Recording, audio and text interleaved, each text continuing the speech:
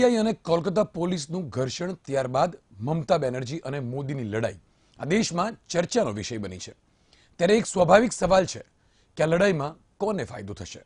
આપણે ત્યાં જૂની કહેવત છે કે બે બિલાડીઓની લડાઈમાં ત્રીજા વાનરને ફાયદો થાય છે, પરંતુ કોલકાતાની આ ઘટનામાં આ કહેવત ખોટી સાબિત થશે। અહીં બે વચ્ચેની લડાઈમાં બંને પક્ષોને તો ફાયદો થશે જ, જ્યારે નુકસાન કોઈ અન્યને થશે।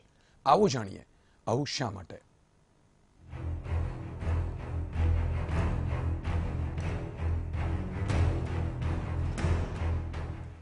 પહેલા કહેવત હતી કે દિલ્હીનો રસ્તો ઉત્તર પ્રદેશ થઈને જાય છે, એટલે કે દિલ્હીના ગાદી પર બિરાજમાન થવા માટે ઉત્તર પ્રદેશની રાજનીતિના 7 કોઠા વીંજવા પડે છે।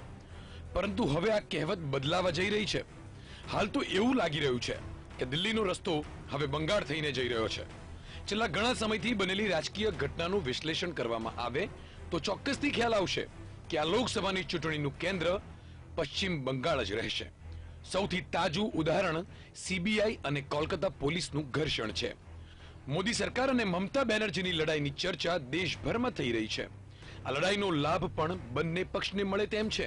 હા, સામાન્ય રીતે એવું લાગે કે આવું કેમ શક્ય બને કે લડાઈના બંને યોદ્ધાઓની જીત થાય, પણ આ લડાઈમાં એવું જ છે। લાભ મમતા અને મોદી બંનેને છે, જ્યારે નુકસાન કોંગ્રેસને અને ડાબેરીઓને છે। મમતા બેનર્જી સાથે સંઘર્ષથી ભાજપના ફાયદાની વાત કરવામાં આવે તો પશ્ચિમ બંગાળમાં ભાજપ પગ પેસરો કરી શકે છે। હાલ બંગાળમાં ભાજપનું અસ્તિત્વ નહિવત છે। પશ્ચિમ બંગાળમાં મમતાની લડાઈ કોંગ્રેસ અને ડાબેરીઓ સામે છે। એવામાં મમતાની સામે સીધી લડાઈમાં ઉતરીને ભાજપ પશ્ચિમ બંગાળમાં મુખ્ય વિપક્ષ તરીકે પોતાને પ્રસ્થાપિત કરવાનો પ્રયાસ કરી રહ્યું છે। બીજી બાજુ મમતા બેનર્જી સામેની આ લડાઈને ભાજપ ભ્રષ્ટાચાર વિરોધી લડાઈ ગણાવીને પણ સમગ્ર દેશમાં તેનો લાભ મેળવવા પ્રયાસો કરી રહ્યું છે। ભાજપે 2014ની ચૂંટણીમાં વચન આપ્યું હતું કે સત્તામાં આવશે તો વિરોધીઓનો ભ્રષ્ટાચાર ઉજાગર કરીને તેમને જેલ ભેગા કરીશું।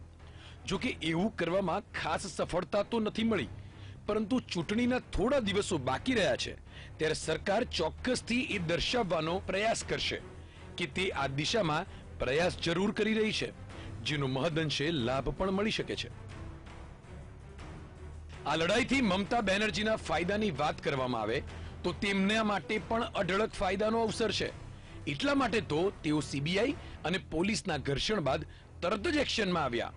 મમતા બેનર્જીનું વર્ચસ્વ હાલ 44 લોકસભા બેઠક ધરાવતા પશ્ચિમ બંગાળ પૂરતું સીમિત છે। જો આ લડાઈને કેન્દ્ર અને રાજ્ય વચ્ચેની લડાઈનું સ્વરૂપ આપવામાં તેમને સફળતા મળે તો પશ્ચિમ બંગાળમાં મમતા બેનર્જીને ભરપૂર સહાનુભૂતિ મળી શકે છે। આવું ગુજરાતમાં પણ થઈ ચૂક્યું છે। 2014માં તત્કાલીન મુખ્યમંત્રી મોદી પર સીબીઆઈની તપાસનો ફાયદો ચૂંટણીમાં મોદીને જ મળ્યો અને ગુજરાતની જનતાએ 26માંથી 26 બેઠકની ભેટ આપી।